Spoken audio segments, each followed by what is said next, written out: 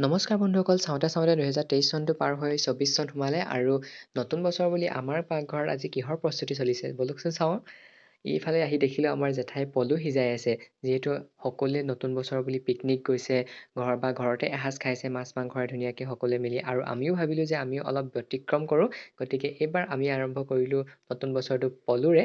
আমাৰ যিহেতু ঘৰৰ কাষতে বজাৰ আছে, বজাৰৰ পৰা দাদাই পলু কিনি আনিলে, আৰু এয়া দেখিছেনে ধুনীয়াকৈ জেঠাই পলুবোৰ সিজাই মেলি গুচাই আছে। আৰু এইফালে দাদা আৰু বৌয়ে চাহ বনাই আছে। মই যিহেতু চাহ নাখাওঁ, গতিকে চানাও বনাই আছিল বৌয়ে। সেয়ে চানা এবাটি ধুনীয়াকৈ মুখতে ভৰাই থলোঁ আৰু এইফালে পলু গুচোৱা পৰ্ব সমাপ্ত কৰি জেঠাই পলু কাটি আছে, আৰু তাৰ পৰা এটা পলু লৈ মই ধুনীয়াকৈ মুখত ভৰাই থলোঁ, যিহেতু খাবলৈ যিহেতু টেষ্টি হয় বহুত, গতিকে ৰ'বতো নোৱাৰি আৰু।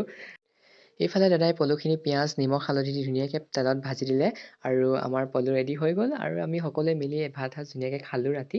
আৰু শেষত সকলোলৈকে নতুন বছৰৰ বহুত বহুত শুভেচ্ছা থাকিল। Bye bye.